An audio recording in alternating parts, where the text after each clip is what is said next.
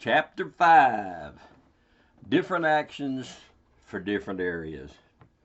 When I started repoing for Alabama Auto Adjusters, I was driving a heavy-duty Chevrolet pickup truck with a sling lift. The sling lift requires that you get out of the vehicle, your truck, and you use the big J hooks to secure a vehicle. J hooks are like giant foot-long heavy-duty fishing hooks. They're on about a 4-foot chain, and you back up to the car or truck with the sling lowered. You gently bump the car with the sling, and then hop out and throw the J hooks over an axle of the framework, and then you hook the chain to the sling bar and get in the truck, raise the vehicle, and leave. You go down the road and secure everything downrange. Off property, again, is the initial goal. Sometimes you have to lay out a plan before trying to repossess a vehicle.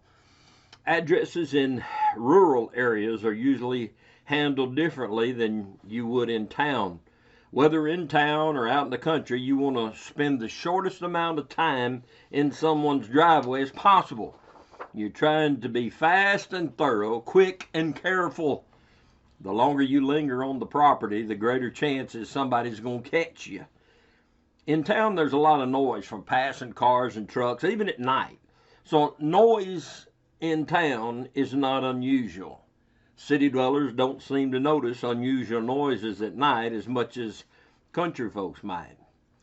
Early one morning at about 2 a.m., I backed up to a Honda Civic in a rough neighborhood in North Decatur. At the time of this incident, I had been with Alabama Auto Adjusters long enough to inherit the newest truck.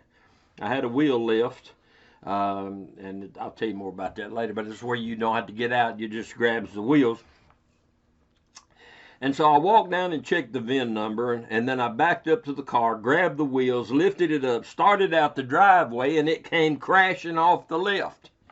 It hit the ground with a loud bang. Well, I didn't hang around to find out why it came off. I just sped off, knowing surely that the debtor heard that crash and he'd soon be out to investigate.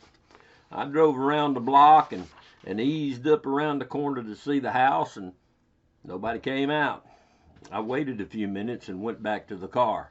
This time, I unlocked the car and released the emergency brake, and I was able to pick the car up and take it with no problem. My point is that people in town are used to outside noises, and if this guy was home, he slept through my noisy repo attempt. Accounts in rural areas will be different. They're probably not used to strange noises in the middle of the night, so you got to be more careful. I had an account on a pickup truck out in the country near Nauvoo, Alabama. It was in the wee hours of the morning when I got to the given address. It was a mobile home in a wooded area. The house was down a steep gravel driveway. I can still see it. I could look out my driver's window, and I could look down on the trailer and the truck. And there was a truck parked in the driveway just below what I was sure must be a bedroom window. The truck was facing the window and maybe 3 feet away from the mobile home. And I'm thinking, it's a bedroom window. The debtor's probably asleep in that room. It's a quiet night. I mean, it's so quiet you could hear a mouse peeing on a cotton ball. It was quiet. And so I needed to be especially quiet.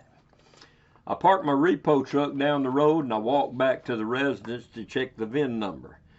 There's nothing like the thrill of walking quietly onto someone's property in the middle of the night. It's showtime. Yeah, that was the truck I was looking for. Now I've got to figure out how to back down this gravel driveway, hook this truck up, and get out of there without getting caught or much worse shot. This was early in my career. This was a different time, and the truck I was driving at this time was an old-fashioned heavy-duty pickup repo truck with a sling lift, and that required using the J hooks to pick up the vehicle. Anything I could do to cut down on my time of being at the bottom of that driveway is going to work in my favor. So I went back to my truck and I got the J hooks and I quietly walked back to the truck in the driveway. And I knelt down and I put the hooks on the rear axle of the pickup truck. I got under there, hooked the axle, and laid the chains over to the side. Laid it over to the side on this side, laid it over to the side on that side, so that I could get to them quickly, but also that I wouldn't park on them when I came back. And so I went back to my repo truck, put on my gloves, cranked it up, and I lowered the sling lift to about where I guessed it needed to be in order to get under the other truck's rear bumper when I backed up to it. And like I said, I'm trying to get as much done as I can before I get to that driveway. The quicker you can get it in and out, the better. So I slowly backed the truck up to the top of the driveway. And then I slowly and carefully began to back over the crest of the hill where the driveway met the road. And like I said, it was a steep driveway going down to the truck down there. But as soon as I had backed down enough to where gravity would pull my truck down the driveway, I turned the motor off and very slowly, using the brake, just coasted in silence back down the driveway. And the only sound was the quiet crushing of the gravel in the driveway. The sling lift gently bumped the pickup truck's bumper, and I quietly and quickly hopped out, hooked the chains on the lift bar, got back in my truck. I didn't close the door because I didn't want to make any noise. And I cranked it up and lifted up the truck and took off out the driveway and headed down the road.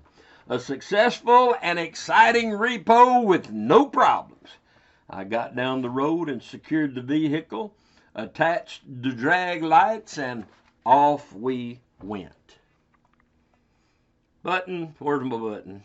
Lost my button. There you go.